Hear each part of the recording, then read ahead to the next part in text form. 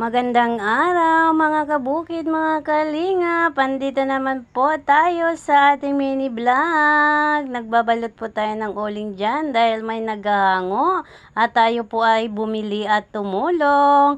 Let's go!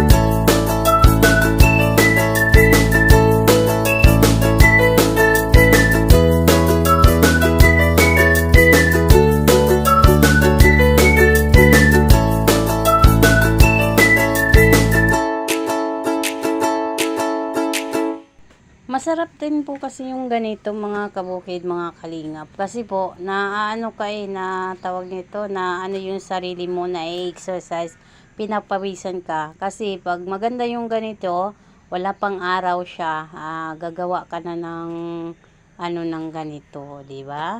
Enjoy lang po sa ating pag-watch po mga kalingap.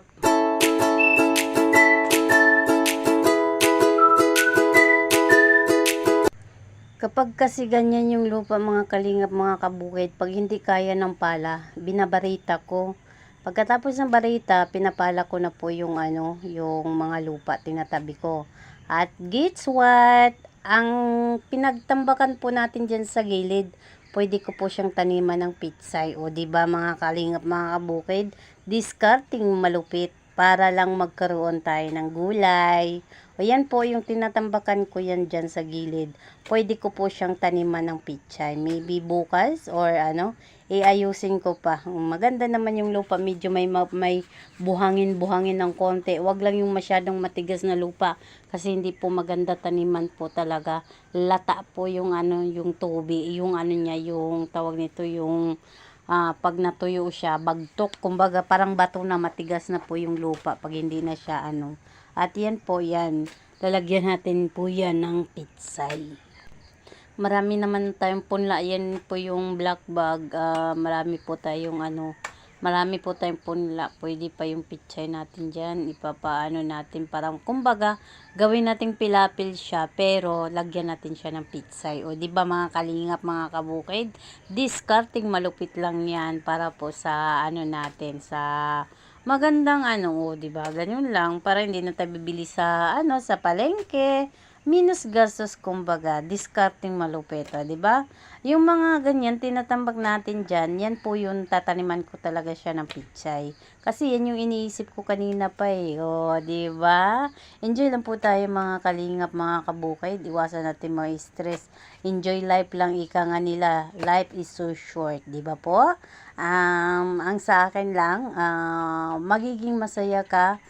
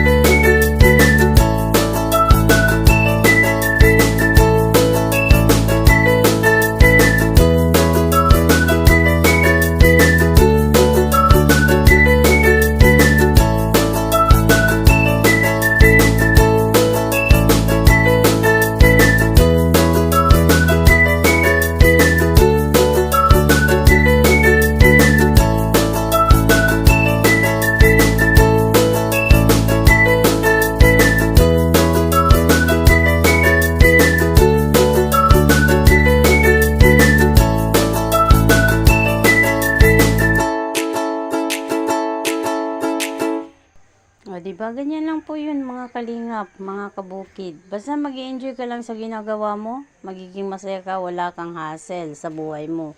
Iwasan pagiging marites, charot! Kasama na talaga yan sa buhay natin mga kalingap, mga kabukid, pagiging marites. Basta ang sa atin lang, huwag tayong mangapak ng tao at huwag tayong manira ng tao para hindi tayo mabaktuyo. O, diba? Ganun lang yung kasimple. Ang sa akin nga, enjoy lang ako sa buhay ko. Wala akong pakialam sa iba kung ano sinasabi ng ibang tao. Wala akong pakialam. Ang importante, nagbubungkal ako ng lupa, kumakain ako at hindi ako nangihingi ng kinakain ko sa ibang tao. Maraming salamat po. Ingat ang lahat and God bless. Welcome to my mini vlog. Orat na, panoorin natin dahil may sisiw na po ang aking ginawang kulungan. 4 na sisiw, 2 lalaki at 2 babae. Maganda ito.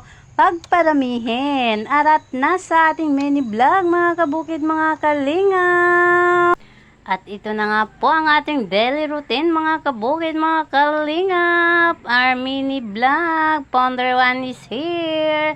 At magdidilig po tayo ng ating mga halaman. Gaya ng patola, ano pala yan, talong, ang tawag no?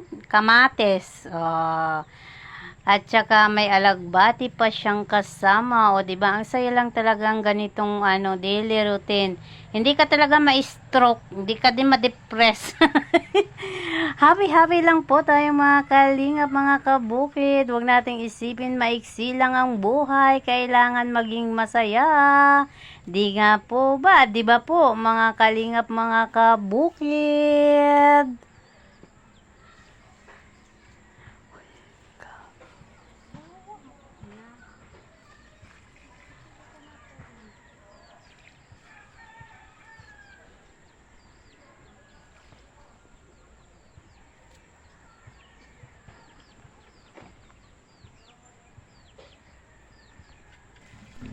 At ayan po, didiligan natin yung ating kamatis. Nakabukod po siya kasi mga kalingap, mga kabukid.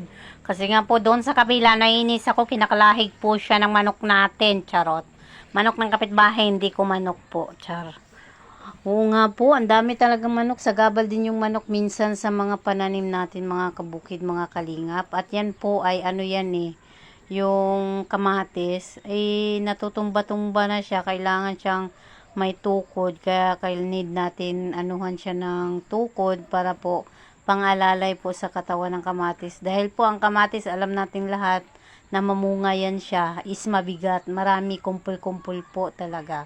Kaya ayan po, tatalian po natin, kukuha po tayo ng ng kahoy. At ayan, need natin na anuhan ang magandang tali para sa ating kamatis, mga kabukid, mga kalingap. Masarap po yan para po sa ginamos, or sa Bisaya pag ginamos or bagoong, 'di ba? Lalo na yung Pangasinan na bagoong, ang sarap nun. O 'di ba, kahit mahilaw-hilaw pang konti ay masarap na din siyang kainin, lalong-lalo na malutong-lutong. At iyan po ang ginawa natin, mga kalingap, mga kabukid. Kailangan nating anuhan ng anong tawag nito, tibayan po ang kanyang ang kanyang anong tawag nito, yung kahoy, parang pinaka tungkod niya o haligi. Excuse, di ba po? Yan. Kasi sayang. Excuse mga kalingap, di ba? Sayang po kasi pag nasimulan mo na ang ang hirap po, di ba? Worth it naman yan pag namunga. Pag namunga yan, ko yan. Tawag nito, i-zoom ko sa inyo. May bulaklak na po kasi yung ating kamatis, kaya kailangan nating agapan, di ba po? Enjoy lang po tayo sa ating mga gawain, mga kalingap, mga kabukid. It's me again, Ponder Ann, ang inyong lingkod.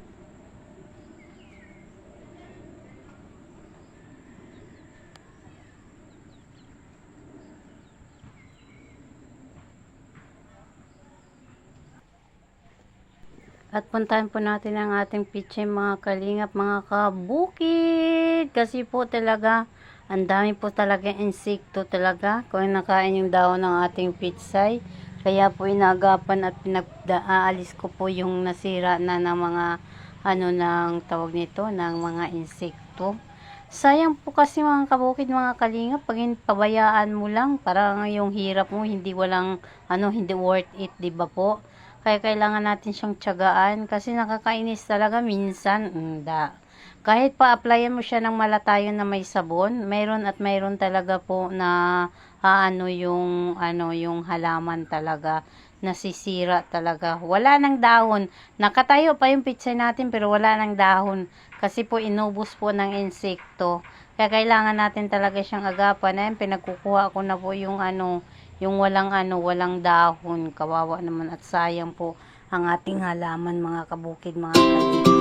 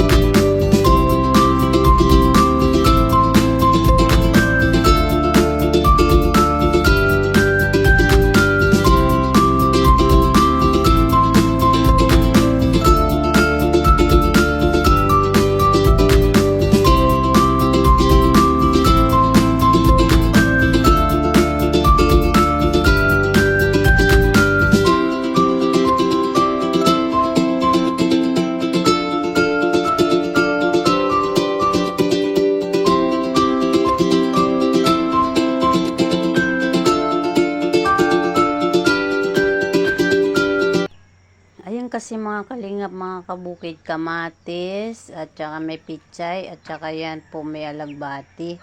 Kaya po siya dyan binukod ko kasi nga po, ay Diyos, ang dami kasing manok mga kalingap, mga kabukid, kaya binukod ko yung kamatis, tsaka iba pa. At ayan naman po, pichay po yung dinidiligan natin mga kalingap, mga kabukid. Try natin kasi maano na siya, mahaba naman na yung pichay natin, kaya kailangan nating din ang dilig. Ayan, ganyan. May nilipat yan, guyabano yan. Ay, guyabano, excuse po. Oregano po yan eh. Kailangan natin magkaroon ng oregano po sa ating paligid para may malaking pakinabang po talaga yung oregano. Kaya yan po, oregano po yan. Kaya inagapan po natin. Yan din pong isa, oregano po yan. 2 puno po yan kasi hinati ko para po lumago po siya at lalabong.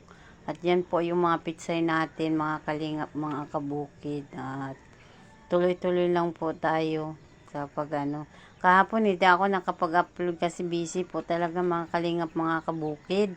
Nagawa po kasi ng kulungan ng ating baboy. Tapos nagawa pa ng kulungan ng ating mga manok kasi po, yung manok ko po, mayroon na pong nagsisiw mga kalingap, mga kabukid.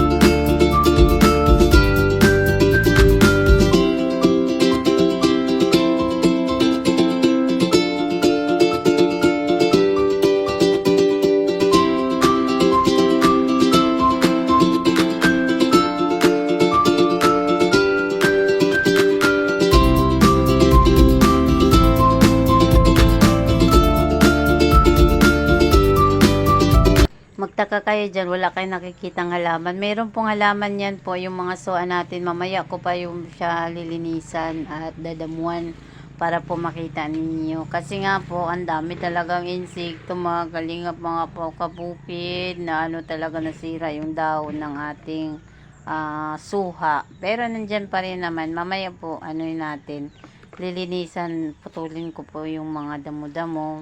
Kabawa naman, sayang po talaga. Halimbawa siya mapabayaan, kaya dinidiligan din natin. Matira po matibay, sabi ng suwa. O, diba?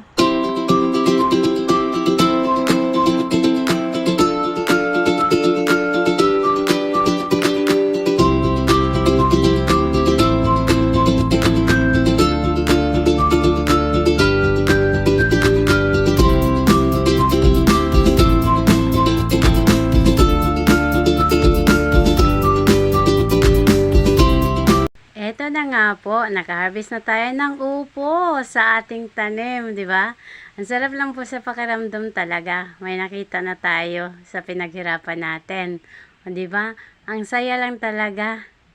At ayan po, yung itlog ng ating native na manok. Di ba? 15 piraso po yan. Kaya ko po kinuha, baka maulan na nung mga nakaraang araw. Kasi di ba po, nag-uulan. Pero ngayon po, hindi na po kinukuha. Pak. At ayan naman po, gagawa po tayo ng yung tukuran ng parang haligi ng ating tawag nito, kulungan ng manok. Kasi nga po, ako lang ang gumawa.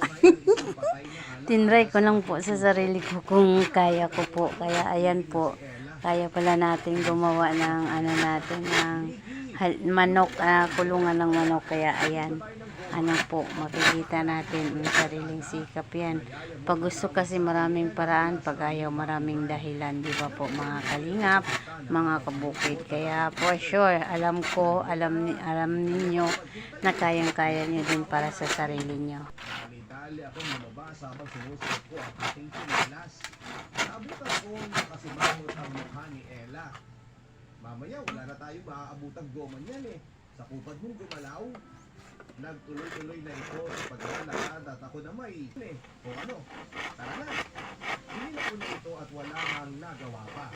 Ganyan kami ni Ella Papadudut. Ang nakaroon pa lamang kami ay para kaming pinagdikit na linta dahil sa sobrang pagiging malapit sa isa't isa. Siya ang aking matalik na kaibigan. Ito ang aming kwentong dalawa. Naaalala ko pa Papadudut. Tuwing uwian ay dediretso na agad ako kina Ella. Madalas ay nakakagalingan na kami ng kanyang ina dahil hindi pa man kami nakakapagpalit ng uniforme ay nagbababad na agad kami sa kanilang bakuran habang nakaupo sa lupa at naglalaro ng context, iPod. Minsan nga ay nagtutungo kami sa isa naming kaibigan na si Dan. Ella, kapag hindi pa kayo tumayo sa pagkakasalagpak dyan sa lupa, kukunin ko lahat ng text ninyo at ilalaga ang papakain ko sa inyo. Naiinis na sabi ng nanay ni Ella sa amin nang ilang ulit na niya kaming pinapatayo sa maduming lupang aming kinakaupuan. Ella, doon na lang kaya tayo sa amin. Nakakatakot na naman ang mama mo eh. Nagiging gravelista. Natatakot kong bulong kay Ella na imbis na katiran ako ng simpatya ay tumawa na namin dito. Ano ka ba? Ayos lang yan. Pwede naman si mama eh. Mahilig manindak na Alabella Flores yan sa Karayan. Pero pusong blogger yan. Tara na lang pinagkada. Doon na lang tayo maglaro ng text. Nakita ko nga eh, may bagong play money yun eh. Pwede natin gamitin pustahan sa text. Dali-dali itong tumayo at saka hinila ko pataas at ako naman ay parang aso na lamang na sumunod sa kanya. Palabas ng kanilang bahay. Kanina pa kitang hinahanap, Miggy. Gusto ka pala. Sigaw ni Ella habang naglalakad papalapit sa akin. Nasa irigasyon ako noon. Buksan ko ito At ayan po mga kabukid, mga kalingap. Sobrang init talaga. Kailangan ko siyang lagyan ng ng tawag nito, yung pang timbang ba para hindi malaglag yung ating sisiw. Diba? Ganyan lang ang buhay, charot. Mainit pala, kahit nasa ilalim siya ng puno, malilim sa sa puno ng guyabano at saka sa puno ng germelina. Sobrang init talaga, as in. Yung isa nga hindi ko pa nailagay, yan lang muna, sige ilagay natin kasi hindi kaya yung init. Grabe ang init talaga mga kalingap, mga kabukid. Kaya ingat-ingat din po tayong lahat sa sobrang init talaga ng panahon.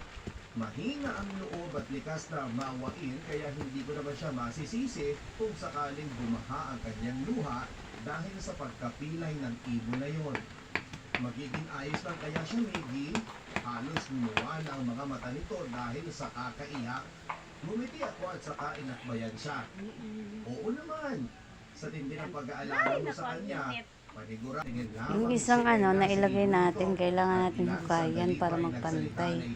Pero yung isa, hindi kaya yung init talaga mga kalingap, mga kabukid. Grabe, masakit sa ulo, masakit sa balat. Sobrang init talaga. Mahangin-hangin naman, pero iba talaga yung impact ng init talaga yung dala ng ganito. Grabe, ang init talaga sobra. Dahil sa sobrang lakas. Tumakbo ito papalapit sa akin. Nasa eskwelahan kami noon at recess namin. Nakaupo ako sa isang bench malapit sa aming classroom habang kinakalikot ang nadumihang kong Walkman. Oh, bakit ganyan ka na naman tumakatawag sa pangalan ko? Hindi ako nakatingin sa kanya dahil abala ako sa pagkalikot ng Walkman. Hinipa ko pa ang tape ng Eraserheads para mapatugtog ko itong muli. Uy, kilala mo si Clarice, di ba? Yung transferee galing sa Maynila. Alam mo bang type ka niya? Nakangiti nitong sabi habang tila kinikilig na kerubin. Napakunod noo ako dahil alam ko na irereto na naman ako nito sa babaeng yon. Sa tagal kasi ng aming pagkakaibigan, Papadudot, itong si Ella ay makailang ulit na ako nitong nireto sa ibang babae. Pero ni isa noon ay wala akong nagustuhan. Lahat palyado. Kaya alam kong itong Clarice na ito ay may balak na naman akong ireto sa parehas din ng kahihinatnan sa mga babaeng hindi ko pinatos dati. Ano na naman yung plano mo? Irereto mo na naman ako. Naku, magpigil ka nga, Ella. Ayaw ko. Akmang isusuot ko na ang headset sa akin tenga nang pigilan ako nito. Uy, last na to. Siya na lang talaga yung feeling kong nakatadhana para sa iyo eh. Sana yung babaeng kakantahan mo ng ligaya ng Eraserheads. Maniwala ka. Namimilit itong sabi na mas pinili kong huwag pansinin. Akala ko ay titigil na ito sa pangungulit dahil sa pangdededma ko sa kanya, pero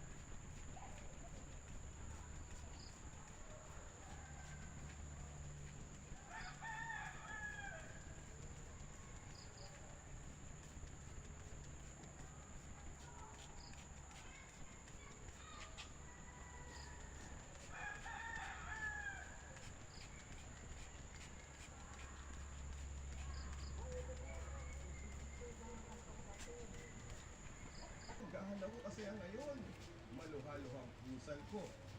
Nang mapansin niyang naluluha na ako ay agad nga akong niyakap. Papadugo. Walang paglugaran ang kasiyahang nadarama ko ng mga oras na magkayakap kami ni Jude. Agad siyang humingi ng tawad sa hindi niya pagpaparamdam. Hindi raw kasi naging madali ang unang buwan nilang mag-ina. Base sa kwento niya, kahit nasa malayo sila ay bantay sarado pa rin sila sa mga kamag-anak ng papa. Alam mo ba, noon pa lang nakalakit ako ulit. Nakatakot na kasi ako kay papa mo kaya hindi ko masabi-sabi. Ako rin, Jude. Noon pa may ikaw na tinipitok ng puso ko. Pero marami ka pang hindi alam sa pagkatao ko. Uli. Lahat tayo may kapintasan sa buhay, Jude. At kung ano man yan, buong puso ko pa rin tatanggapin. Nakangiting sabi ko. Sa kanya ako muling niyakap. At nung araw mang yun ay naging kami ni Jude. Bawat araw namin ay napakasaya. Lalo na sa tuwing kami ay nagkikita. Napadalas na rin ang tatay namin sa at ang mga mapapait kong nakaraan. At yun ay dahil kay Jude. Vocational course lang ang natapos niyang kurso dahil sa kagipitan. Gusto na nga daw niyang umuli sa amin, pero sa tuwing maiisip niya si Uncle Joselito, ang makakasama niya ay agad na nagbabago ang kanyang isip. Kaya naman minabuti na lamang niya na masukan bilang waiter habang siya ay nag-aaral. Napag-usapan na rin namin ang pagbuo ng sarili naming pamilya. Balang araw, hanggang sa naalala ko siyang tanungin patungkol sa kanyang mga magulang. Kung ano ba talaga ang totoong kwento ng bigla nilang pag-alis na mag-ina.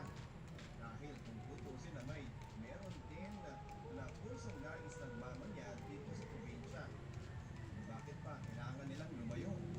Sa kanya ay kinuwento sa akin ang buong detalye. Maging siya pala ay hindi nakapaganda sa plano ng mama niya na pag-aralin siya sa malayo. Bigla na lang siya nasilaman ng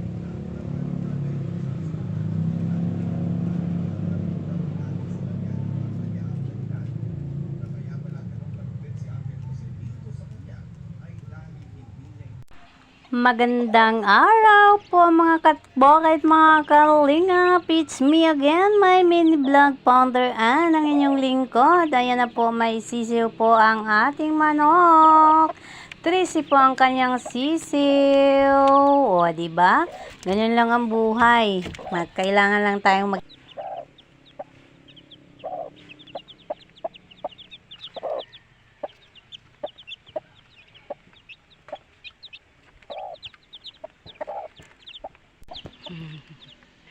Ayan.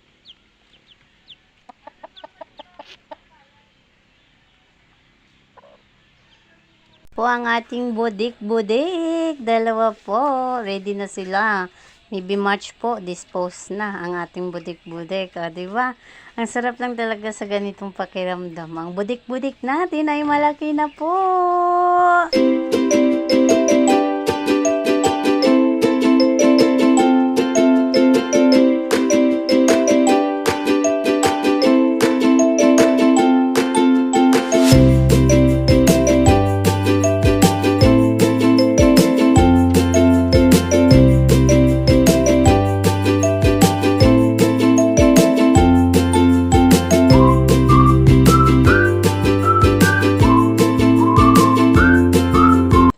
Ayan na po, daily routine na po natin ulit mga kalingap, mga kabukid, at tayo po ay mag-spray ng ating halaman kasi ang dami talaga insekto, lalong-lalo na ang tag-init po, talagang papasok na po ang mga insekto sa ating mga halaman. Kailangan agapan natin sila sa pag-spray ng malatayan na may sabon, powder. O diba po, ganun lang talaga ang buhay, mga kalingap, mga kabukid.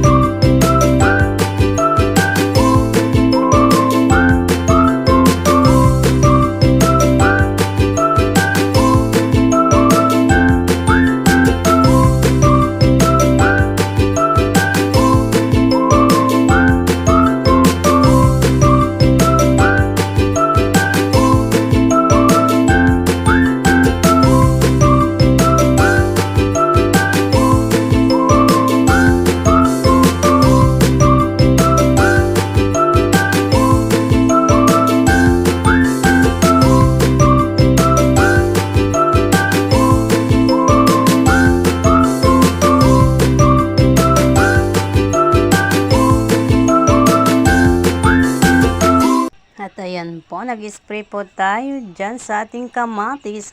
Binukod ko po kasi mga kalingap, mga kabukid, kasi po ang ating kamatis ay hindi na pwede doon sa may space na kung saan po sila nandoon.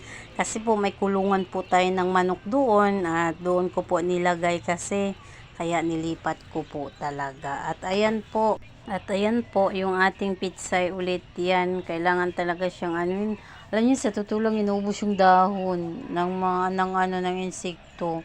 Sayang naman po kasi pag hindi mo siya maagapan, kung kaya naman agapan, di ba po, sayang yung ating pagtatanim kung mauwi lang din sa wala. Kasi po, siya sarap sa pakiramdam po mga kabukid, mga kalingap, kapag may mga pananim ka. Di ba po?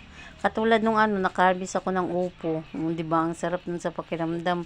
Tapos ngayon yung upo natin namumunga naman po, di ba, ang saya na nun. Pag ganun lang kasing paraan, maganda talaga yun, masarap sa pakiramdam.